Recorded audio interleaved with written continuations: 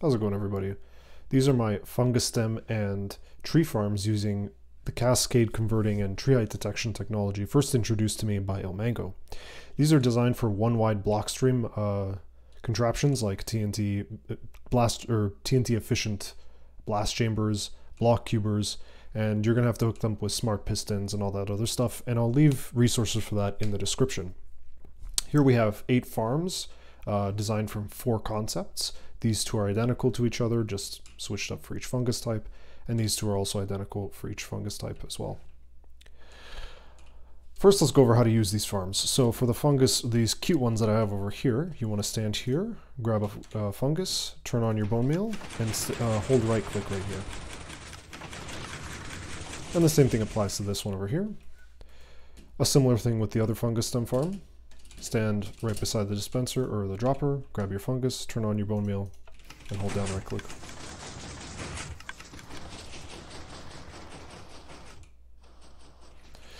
As for the tree farms, we're going to start off with this concept over here. First, you're going to grab your sapling of choice. Here in this case, it would be jungle. You want to turn on your bone meal, open the door, close the door, step into this corner over here, and aim at the dirt block. And then you could also do it from this side as well. It doesn't really matter which side you're on. And you want to do the same thing for either one of these 4 farms over here. For Acacia and the universal tree farm, it's a little bit more complicated. You're going to grab your Acacia here, or rather we're going to start with the Acacia tree farm first. Grab your Acacia, open the door, step in so that you walk just past the block that the door is standing on. Then you close the door, so you clip into the door. And then you aim at this leaf block right here. The reason we're doing this is that so no saplings get lost outside of the farm. So yeah, once again, step in, close the door, and aim at the leaf block. If you fall in, you just take the vines in and try again. Okay. For the universal tree farm, it's a little bit more complicated. For spruce, jungle, and birch, you don't have to. You pretty much just do the same thing. But if you want to grow acacia, you must hit this acacia switch, and this changes some timings in the back end. If you do not have this switch on while growing acacia, the farm will break. And the same thing applies for the oak switch. You have to wait till this block here gets pushed down to limit the height of the tree while you're growing oak. And if you don't hit this switch and don't let that fully fall, then the farm will break. The reverse doesn't apply. Like if you're growing jungle here while this oak switch is on, the farm will break, it'll just be slow. And the same thing applies with acacia. If you're growing, say, jungle or spruce while the acacia switch is on, the farm won't break, it'll just be a little slower. Okay, which farm should you build? So here I recommend, for fungus stem rather, we have these 2 options here. This option over here, this cute, the one that I'm calling the cute one, is smaller, less expensive, but the block stream output's kind of inconvenient for most modern blast chambers, and the bone meal input's a little uncomfortable back here. But it's also slower.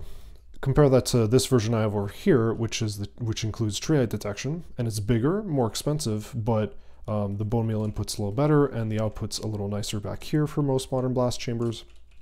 And more importantly, well, actually, well, at first, it also produces more items per hour, but more importantly, it's just way cooler.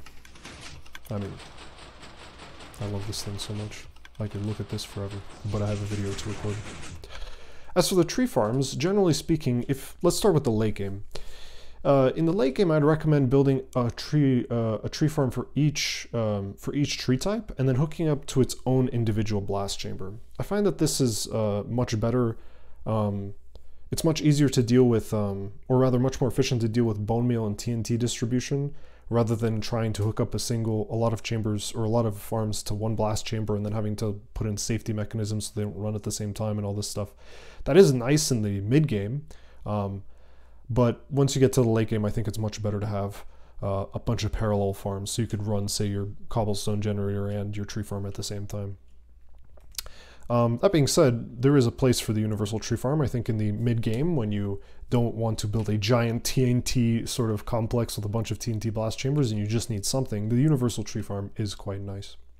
Now, some keen-eyed among you might notice something about this universal tree farm. Well, what makes it better than ilmango's tree farm? Why not build ilmango's tree farm? Well, firstly, of course, this is more compact and and cheaper than ilmango's tree farm. But also, but I mean, it actually doesn't actually produce the same rates as ilmango's tree farm. It actually produces slightly less, and in some instances, like acacia and oak, it produces much less. And here's the thing, I still recommend this over ilmango's version, and the primary reason is lag. See, ilmango's tree farm uses a lot of redstone dust. This farm is almost completely dustless, aside from these smart pistons, which you kind of just need to use redstone dust for. Additionally, ilmango's farm has a lot of open hoppers over here collecting saplings, which this farm does not. It uses water streams completely. It's actually the same reason why this farm is slower than ilmango's farm, because we don't have these additional dispensers on the side here. And as a result, because acacia and oak require a lot of bone meal to grow quickly, the farm is slower on those two tree types specifically. Jungle, spruce, and birch are comparable. They're still slower, but they're pretty similar rates to ilmango's farm. And this turns out to be one of the biggest reasons. The sapling collection turns out to be the biggest reason why this farm is much more lag friendly. It's because, well, this farm collects 99.9%, I believe, of the saplings that are produced by this farm. It's also the reason why this farm produces more apples per hour, right? That's another big advantage of this farm. It's actually more universal than ilmango's design. And the saplings are actually kind of a big deal because a lot of item entities sitting around causes quite a bit of lag. Just for reference, ilmango's design only produces 90 apples per hour from my limited testing. So yeah, short story, I think you should build mine. And if you want to build something faster, like if you want a farm that's faster, you should probably be building individual tree farms for each type. Like my oak version over here is faster than ilmango's design, both apples and oaks and oak logs, for example. Okay, so tutorials. I have a video on this cute design over here, and I have a tutorial in that design. Just one thing I want to update about that tutorial, somewhere along the line, I think 1.18.2, I'm pretty sure, because I tested this in 1.17, the way random ticks work changed somehow. I think the random tick is now processed at the beginning of the tick. The way I prevented this nylium block from turning back into netherrack is that I pulled it out the same time that the tree grew, but something about that changed, and now there's a small chance that this gets turned into netherrack regardless, which means we have to add a bone meal dispenser back here to fire to fire into this netherrack, or yeah, this netherrack or nylium to turn it back. And we also have to have this cedar block over here and some extra hoppers to feed that. And the same thing applies to this one over here, by the way. Like, this is like something I discovered while doing a sanity check like a day before I wanted to start recording, so that's very fun, haha. So that's the one thing that you should keep in mind of. But as for the rest of them, as for a tutorial for the rest of these designs, my tutorial is go learn how to use Lightmatica. No, I'm not joking. I'm actually being dead serious. The thing is that it would take me days to record tutorials for this, and it would take you guys hours to build these farms in survival with the tutorial, going back and forth between the tutorial. Compare that to downloading Lightmatica and learning how to use it, opening this world download, making any changes cosmetic to the farm that you want. Say, like, I don't know, you don't want black glass here, you want something else, you want string. String is actually, you can actually use string here. You can make that change, make a Lightmatic of it, and then build it in your survival world. It's actually just much faster for both me and you. And if your response is, I don't want to download a mod that's cheating, my response to that is, are you sure you know what cheating means? And if you do, since when did building tree farms in a block game become a competitive sport? Now, that being said, I'm not going to leave you completely hanging. If you're a new player and you're navigating this world and you're confused as to what's all happening here, I'm going to help you through. I'm going to guide you through it, rather. So firstly, there's these little bits here sticking out with this scary looking block. That's a command block. This will destroy the item, and this is primarily used for testing. We have this hopper pointing into a wool, which is a mechanic of the carpet mod, which allows us to count items and then test the rates of the farm. So some of these blocks are for testing. Like here, this is for testing. It replaces our fungus here, right? So some of those blocks are for testing. Additionally, I want to help you understand some of the block choices I'm making here. Everything that's here, like in these designs, is functional. Some of them are more important than others. For example, here, like we have spawn proofing. So you'll notice all these stone buttons here. That's for spawn proofing. My language whenever I'm designing stuff is that I use gray stuff to indicate spawn proofing. So I use stone buttons because you can see underneath them. You could use carpet, of course. Like what I'm saying basically is that you don't have to use stone buttons here, right? You don't have to use glass. You can use, you know, carpet, whatever else. But spawn proofing is kind of important in these farms because in these farms we have these open blocks here where mobs can spawn, and if the light level is too high on these trees can randomly grow. And for the universal tree farm and the acacia tree farm, if the trees randomly grow, the farm will break. So that's why we have this roof up here for these. We also have a roof up on these. The farm won't break if the tree grows at a random point in time. What will happen though is that if you hook up this tree to, like, say, a blast chamber, and that blast chamber is processing another block stream, this farm will push blocks into that blast chamber and the whole chain might break. So you still want to put a roof over this. That being said, you need to obviously spawn proof this block over here. So I've included a magma block, for example, to make sure that this tree still is spawn proof. We have a light level of 1 here, but you could put same, like, I don't know, glow lichen or glow lichen or however you pronounce it somewhere back there, but just don't make it too high that the tree randomly grows. Then there's the hoppers. So I mentioned those hoppers that ilmango has. Actually, did I mention that these farms have very few hoppers in them? Yeah, let me mention that the only hoppers that are in this farm for the universal tree farm compared to ilmangos are ones that are a small amount that are feeding the bone meal, and these ones which are used for tree height detection. What I will mention is that you can't replace these hoppers with droppers to save on lag and resources. And the reason is that, let's say a tall tree grows, or rather, let's say a tree grows, and then the item doesn't make it back in time. There's a chance that, there's a chance that the item doesn't make it back in time. And as a result, the farm will break because the tree height detection will break. These hoppers in this configuration make sure that the item goes down as quickly as possible. If I were to replace some of these with droppers, the item would actually go down slower. And I'm not exactly sure how this works. I think it's because the hoppers are both pulling and pushing items down, whereas a dropper would only have its items pulled. So that's why. So I believe, like, once the item enters this top hopper, it goes down in like 1 game tick, or like the same game tick or something like that. Don't quote me.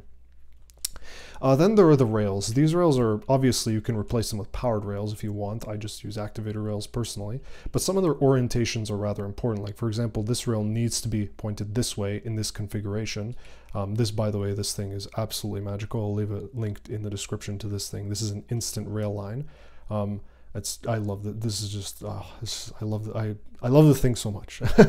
But there are all the other instances where it's very important how you orient the rails. See, for example, these rails are slanted upwards. That's because they're going to send an update upwards to these butted pistons. And if they're flat, that update won't go far enough up. So make sure you be careful with the rail orientation. Sometimes it matters, but most of the time it doesn't matter. But in cases like these, it does really matter. Then there's some not so important stuff, like, for example, I'm using a bunch of obsidian here. I'm using obsidian mainly because if something goes wrong with these farms, it usually goes horribly wrong.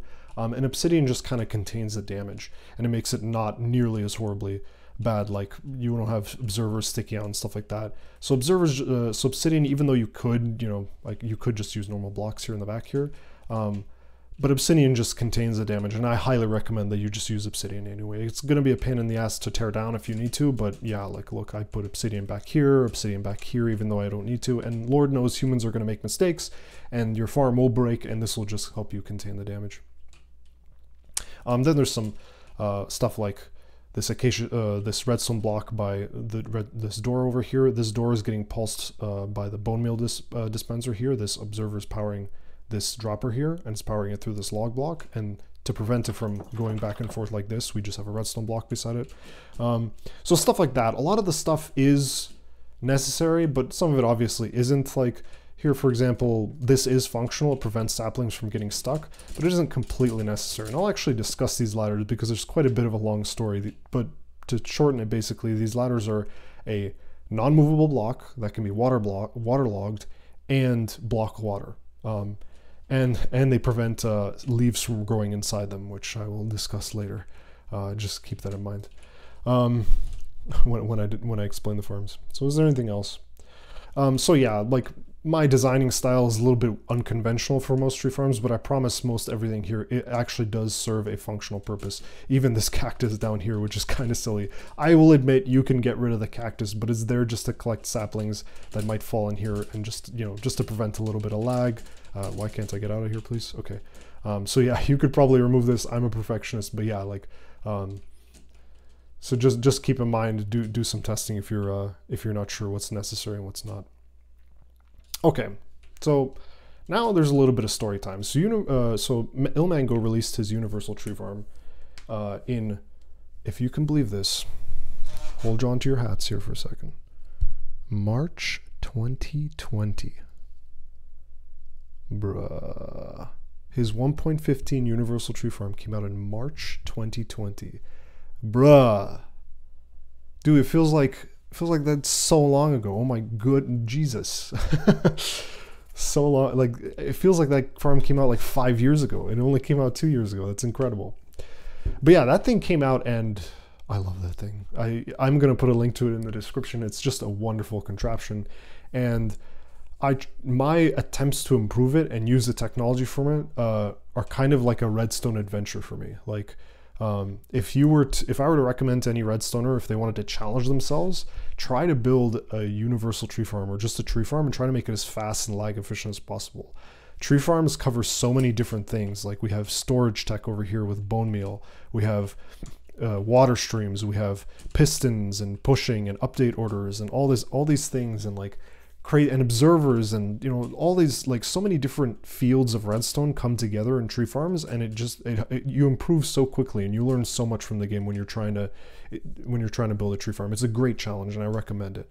So anyway, I took Ilmango's design and I tried to make my own tree farms using my own data packs, which change sapling rates in a weird way. I won't get into it. And also avoid the usage of movable block entities. I want you to remember that, the movable block entities point, because it'll come back later. But yeah, I designed some stuff. It was okay. There was some sapling issues, etc., etc. And then I took a break from those and I decided to make this cute contraption. Or rather, I should mention that I learned a lot of the innovations, like a lot of the things like the more compact log converters and tree height detection here, I learned in that stage when I first tried to improve Ilmango's design. And then I took a break from it and decided to work on the Fungus Stem farm, and this is the first design that I came up with, and I'm really happy with this design, even though I maybe wouldn't build it in survival, because I think this one's cooler. This one is just kind of adorable. I think it's just absolutely adorable. But the two things I want to point out about it that I haven't already pointed out in its own video is, one, I want you to keep in mind that this farm doesn't actually use tree height detection, and it only produces 1,300 less stem per hour. Something just to keep in mind compared to this one. And then another thing is we have this extended piston here, and the reason I have this piston extended here is because obviously a fungus can grow in this space right here, and so to prevent it from growing while the tree is growing, this piston is extended, which is why I have this red cell line up here. Now, I tried to fix this issue by using water or lava, but that didn't work because, as it turns out, fungus can grow in lava and water. And I have a bug report in the description, but I realize now that probably doesn't matter. It's probably not a bug, and I might even want to remove it. And I want you to keep these things that I've just said about this lava and water and, you know, the bug report in mind for the future, because it's going to come back later. So I'm really happy with the design. It's very adorable, it's cute, it's compact. And then I went and took what I learned from modifying Ilmango's design and making my own to apply tree height detection to this. So let me actually take a moment to explain what tree height detection is. So first, let's just run the farm. As you can see, depending on the height of the tree, a different amount of pistons in the Cascade converter activate. The way we do this is that when a tree grows, rather, let me keep it going. When a tree grows and gets pushed into the conversion, a certain amount of observers get activated, and that amount is based on the height of the tree, or in this case, the fungus. Right? Those observers point into a dropper tower down here. That dropper tower elevates an item. That item is then detected by a comparator, which sends a signal down this cascade, which cascades downward, like this, as you can see. We use that signal to then power some observer logic back here, which then controls the pistons. I want to focus here in a moment on this dropper elevator and how it works, and I want to point out that I'm using a kind of strange way to push the blocks in. I'm basically pushing these observers down, and then having them activate and push the pistons over. Why not just use redstone dust? Why not use, I don't know, the observers bouncing upwards or blocks behind the observers? Why observers going downwards like this? And the reason we do that is because of something called update order. So in this example, I'm just going to have a dropper with an item in there, and I'm going to power that dropper with some observers, which are powered by some pistons, which are powered by some observers, which are powered by some moving blocks. And you're going to see that the item goes up the dropper one by one, and then finally comes out. But that's not what we want. In this case, the item is actually going up instantly. So how do we make that work? So what I'm going to do is I'm going to put an item in here, and then I'm going to start the sequence from the other side. You can see it instantly elevates, or rather goes through the dropper line instantly and comes out the other end. And the way we do this is with the update order, which I think I've already said, but I'm not going to re-record this because I've procrastinated long enough on this godforsaken video. I want to make a faster version of this with like ilmangos, you know, bone meal distribution, stuff like that, and blah, blah, blah, and you know, dark oak and so many things. I got to get this video out. Anyway, update order. So what is update order? So here we have two examples of pistons facing into each other. Update order is basically how the game decides which one of these processes gets activated first. Like one of these pistons has to activate first. And in this location, it seems like the left piston always activates first unless we activate it here. If we change locations, now the right piston activates. And no matter which lever we press, the right piston activates. Redstone Dust's update order is kind of weird and locational and kind of a pain in the ass to work with. So that's why we don't use Redstone Dust, because the update order is unpredictable. But the update order, rather, it is predictable, just kind of locational and a pain in the ass to work with. However, moving blocks have a very nice update order. Well, the final block in the row here, or the column, if it's a column, gets updated first. So in this case, this piston pushes, this block back here gets updated first, which means this observer gets updated first before this one, which means this piston fires and this one doesn't. And you can see, it always fires there. But if I do the reverse, then this piston always fires. Okay, so that explains what's happening over here. That update chain also falls through with other blocks, which is kind of important. I'll get back to later when I discuss this design. So the update order of this row over here impacts the update order of this, which impacts the update order of this, which impacts the update order of the droppers, right? So here, when I do this update order, starting from here to going backwards, this dropper updates first and goes, oh, I'm going to fire. I have no item. I'm not going to fire. Or no item is going to come out. Then this dropper does the same thing. Then this dropper does the same thing. And then this dropper goes, oh, I have an item. I'm going to fire it and put it in here. But let's say we reverse the update order and we do it this way, right? Now it goes all in the same tick. This one goes in, fires, goes, oh, I have an item. I'm then going to fire it. Oh, I have an item. And then I'm going to fire it. And etc., etc., and I'm going to fire it, right? And that's why we get this, right? And as you can see, Redstone Dust wouldn't quite work here, or at least in this location. And if I change the observer location, it doesn't really work either. Or rather, I have to find a very specific orientation of Redstone Dust and location for this to work. Okay, so that's how we make sure that the update order is correct for these droppers so that the item goes instantly upwards. We have the observers push downwards, meaning that this bottom observer gets updated first. We're also pushing the observers downwards as opposed to blocks behind them because that generates a single pulse, because once the observer gets dropped down here, it gets QC powers this piston over here to push it back up, and it doesn't have enough time to fire a second pulse. So it's just a little lag friendlier. Okay. Hopefully that makes sense and I explained it coherently, but that's the technology behind the tree height detection. I want to note that because this is droppers we're talking about and another comparator, the tree height detection is a little slow, which is one of the reasons why this farm is only a little bit slower, not quite a bit slower, despite the fact that this farm more efficiently detects the tree and more efficiently works.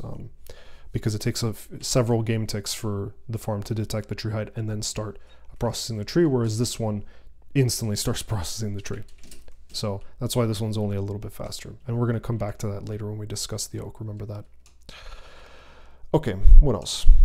So after I finished this farm, fast forward maybe a year, I came back to my old designs that I made based on ilmango's design, and I decided to improve upon them. The problems I was having was that sapling collection was kind of not working, and the chamber for everything wasn't kind of working, so I decided to just scrap it and go with the design that ilmango showed, which is these crushers using slime blocks and honey. And I also wanted to improve upon my designs by eliminating the bend that I was having. So here in the universal tree farm, you see we process the tree and then we bend it, and then we bend the stream out. And the reason we do that for the acacia tree, or for the universal tree farm, is because we have to handle acacia, but also because we have to implement this update order thing to make sure that the update order is correct for the tree height detection, right? So I wanted to remove that bend because it slows down the farm just slightly. And so that turned out to be quite the challenge, but quite the exciting one. So for this farm, the updated order needs to start with these pistons over here. They're pushing the blocks over. So it needs to start from this bottom piston. This bottom piston is powered by these redstone blocks. These redstone blocks are being pushed by these pistons over here, which are being powered by these observers.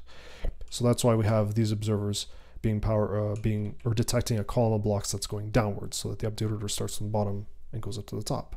But as it turns out, not only do these pistons need to have the correct data update order, but so do the pistons pushing these pistons. So that's why we do the same with these pistons as well, and these observers. We push the column down. To speed up the farm, because we can't just lazily push blocks up, right? We need to first send a signal upwards and then reach it all the way up here, which is why we have this extra column of blocks being pushed up. So this farm, this same tick that this rail turns off, this piston gets updated. Same tick, then these rails turn off, which means this piston gets updated, all in the same game tick. And that's why we have this column of blocks. It's not particularly elegant, and I don't particularly like it that much, but it is functional. Now, some keen-eyed among you might notice something strange here. It seems like these pistons, the ones being extended out to here, are being powered by this observer one game tick too early. And if I turn on the farm here, you'll notice that these pistons are actually extended for 3 game ticks. And you can double check this, I won't waste extra time on this, but these pistons, despite only being powered for 1 game tick, are actually extended for a full game tick. You also notice that this block up here isn't quite necessary to power these, right? They're already being directly powered, they don't need to be QC powered. But as it turns out, that block up there is required, and the QC is required for that 3 game tick extension. How does this work? Why does this work, despite the fact that it's only being powered for 1 game tick? I have no idea. I just have no clue. Pistons on their own are kind of intuitive. Update order on its own is kind of intuitive, and quasi-connectivity on its own is kind of intuitive when you kind of understand it.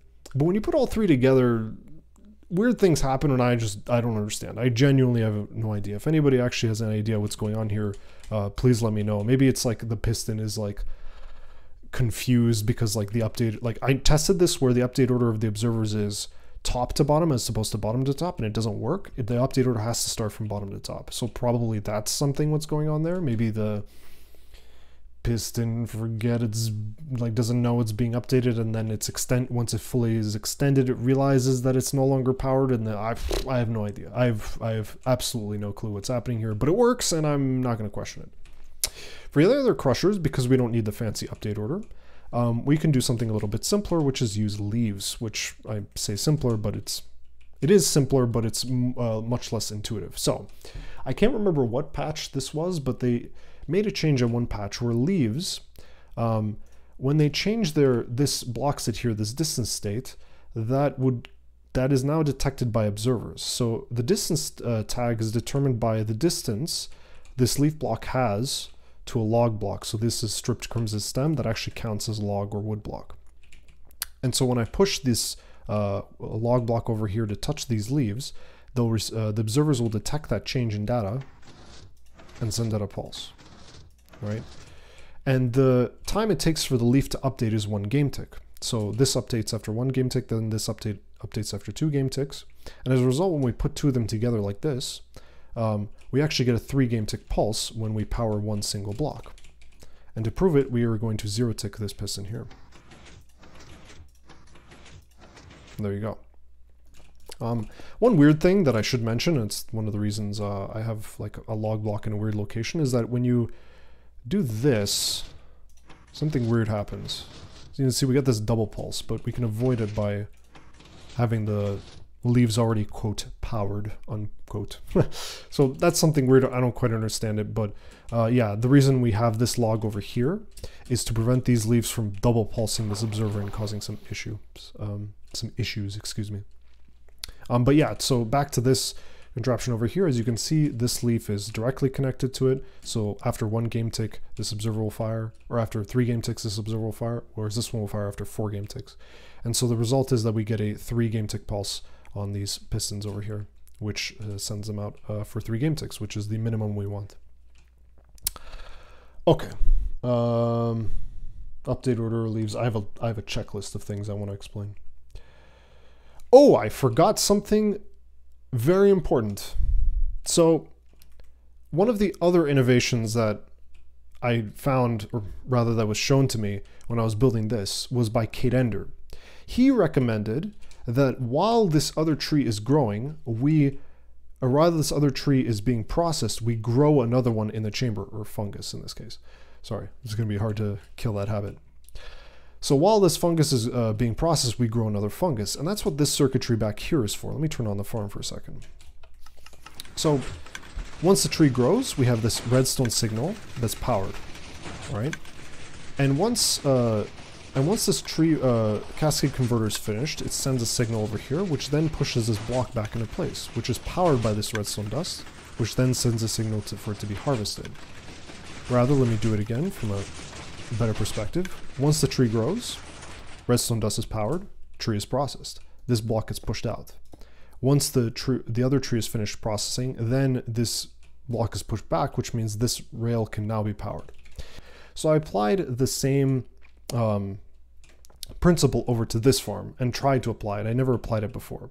And the result is that because we can now speed up the farm by not having to wait while the other tree is processed to grow the tree, we could probably use less dispensers. In fact, we can. We could also use a more compact collection system or more compact detection system. Here we only have a leaf and an observer, and that's the entire detection system, as opposed to some complicated dropper and update order fueled monstrosity that we have in ilmango's design. And as a result, we can now use water streams instead of hoppers to collect items. So,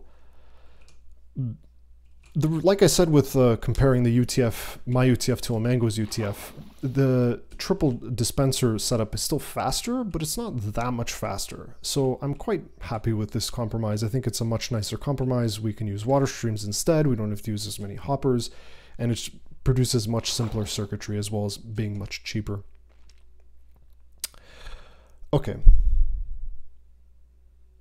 I explained the growing while waiting for the process. Okay, now, sapling collection. So one of my biggest issues with the farms I made after ilmango's UTF was that sapling collection was kind of a nightmare. I was getting saplings were lost on redstone dust and falling out of the farm. So this design was also, aside from the fact that I wanted to get rid of the bend, this design was with that in mind. So you have this nice sapling collection down here, but we also have these channels back here to collect any saplings that might fall out of the farm as well. But one thing that I learned in this process is how important it is for these crushers to have one block of airspace, one block or more of airspace beside them. And it's the reason why in the spruce version, we have this string over here which prevents leaves from spawning here. And this is very important because there's a chance that if there's a block here, right, that the items can elevate out over to the side and cause some more problems. As well, I also noticed that the tree can only grow up to this height, but there's extra leaves that can grow up here, and I also have crushers for those extra leaves. And that's so that in case a tree grows, let's say there's a sapling right here, and then tree gets crushed, sapling starts falling, another tree grows inside here, and then gets elevated up right? And it might pop out of the farm in some instances. Not in this one because there's a 1 block space above it, but there was a chance that that would happen. Or maybe it would elevate into this and then it would elevate up out of the farm. Or if there was no roof, it'd get stuck on this block here, for example, right? And so that's why having lots of space over here and preventing some leaves from growing in some uncomfortable situations is also very helpful. It's the same, I apply that principle to the acacia as well. This birch version is exactly the same as this one. This one's a little bit different, and I will get back to the oak tree farm later. Hopefully I will remember. I forgot in my last recording. Whew, okay. Now. All right, my checklist is looking good. There are smiley faces on my checklist. Now let's discuss the UTF, which I tackled almost last. So in some ways the UTF is easier because we have to include this bend. We don't need to do this update order shenanigan, which means we can just use the leaf mechanic. But in a lot of ways it was more challenging. A lot of these challenges were really fun. Like for example, I finally took the time to really compact the tree height converter for acacia, and I managed to get something that I'm really happy with, where we have 2 separate tree height detection, but they're really, really compact and nicely squared together. And it was quite a nice challenge, and the result I'm quite pleased with. Then there's the acacia switch. I didn't need to include an acacia switch, but I wanted to include it anyway because it did improve the race just by a little bit. So like, yeah, you see this is kind of a mess down here, but if I remove the acacia switch, it's much simpler. We just have some scaffolding observers for very specific tick timings. For those of you who don't know, scaffolding also takes 1 game tick to update. So when this trapdoor opens, it takes 1 game tick for the scaffolding to update, which is a nice way to offset stuff by 1 game tick. And then what else? There was one more. Oh yes, that's right. So because we can't use, or rather specifically, we can't use this method of tree height tree detection or growth detection because it relies on a sticky piston pushing the tree upwards. It's the reason why this farm doesn't grow trees, jungle trees, or doesn't allow jungle trees to grow 12 high, only 11 high, which actually impacts the rates just slightly as well. Because otherwise the sticking piston wouldn't be able to push up the block. So that's why we use so in this instance, we have to use, we can't use that method. Let me try again. We can't use the sticky piston to push the block up because of something to do with acacia trees. So let me give you an example. Acacia trees can grow in this orientation, right? And what we do with this orientation is that we push this block in, push these ones out, and then we push this block in and then push it out. If we were to push the tree out, then we could get this orientation, right? We can get this orientation, gets pushed up into this orientation. Then what would happen is that we push these blocks over, harvest this one. We'd have to push these blocks over once with this side. We wouldn't be able to fully extend this. Then we'd have to re-extend this to push them out, because again, we're pushing them out with pistons. Then we'd have to fully extend this and then push them out. So not only is that slower, it's also much harder to set up an acacia switch for. We'd have to activate this several times and et cetera, and because these are powered via bud, in some instances, or activated via bud, it'd be kind of a nightmare to set up and make work in a way that makes sense. Okay. The result is this setup over here where the timings are exactly the same. 1, 2, 3 game ticks, right? We have not a butted piston over here, which activates the rest of the contraption. But as a result, we have this little hole here where saplings can get lost, and that's why we have the cactus over here.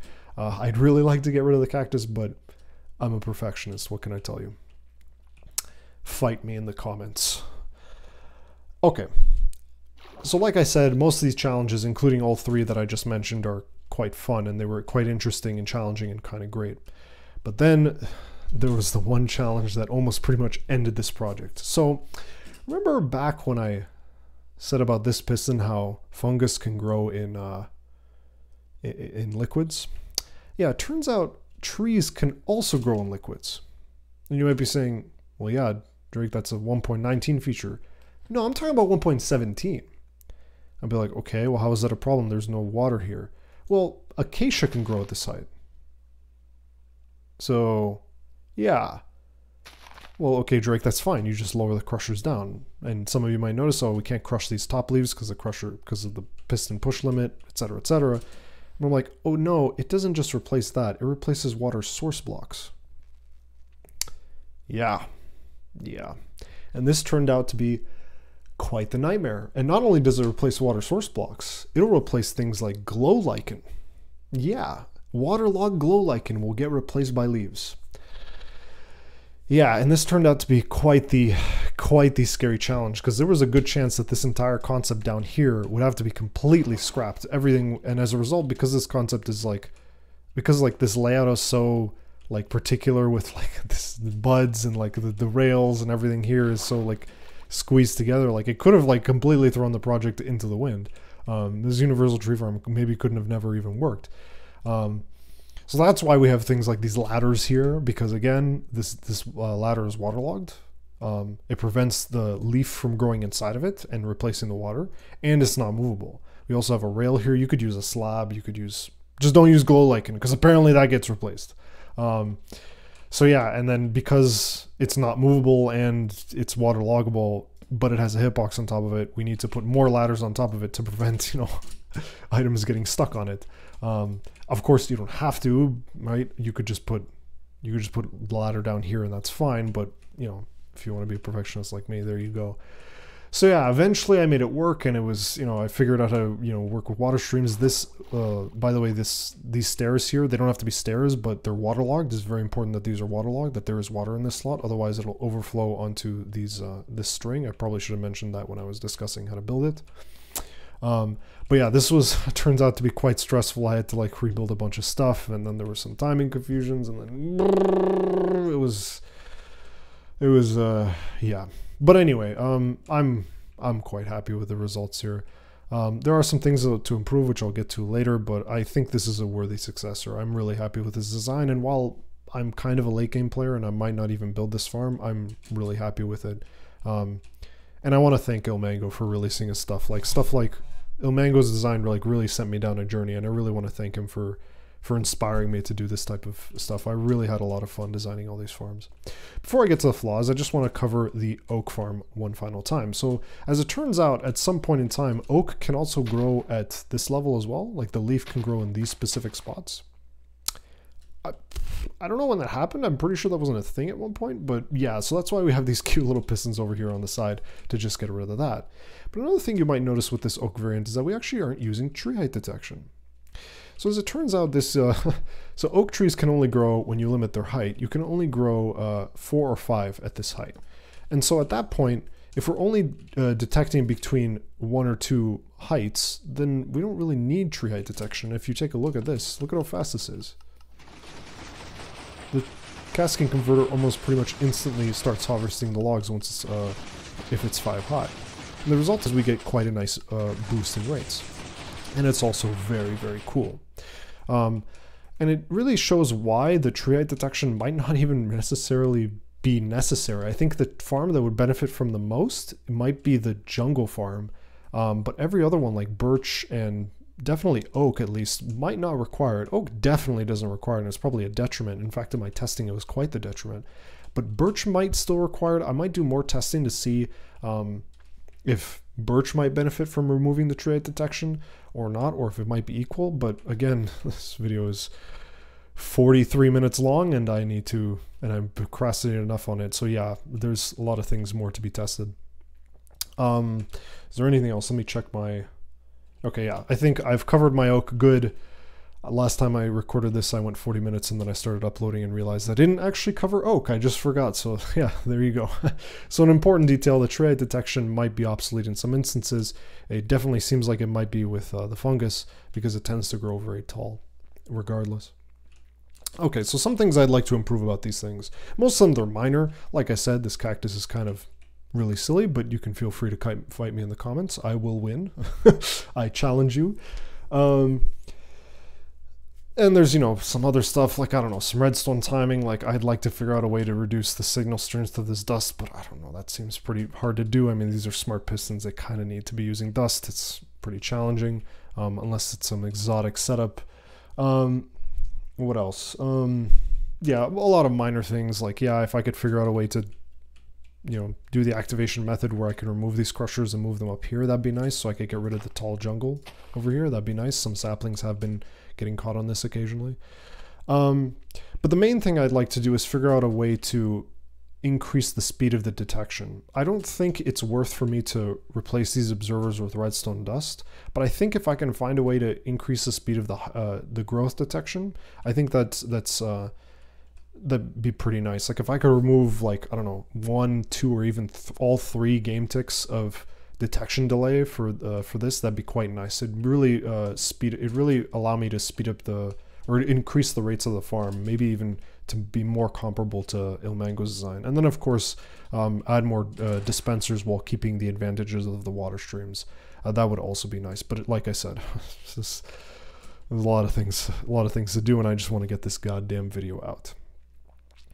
Like I said earlier, like implementing dual core designs and dark oak, like if I could have 2 chambers growing trees at the same time and processing them, and then one processes one tree and then another one processes another tree, theoretically I could get speeds of up to 18,000 blocks per hour, which would be real Gucci, because that's the limit of that's actually the limit of most blast chambers, like 18,000 blocks per hour. So yeah, hopefully I covered everything. I hope you enjoyed my tree farming essay. And I hope you enjoy these designs as much as I have. Thanks for watching.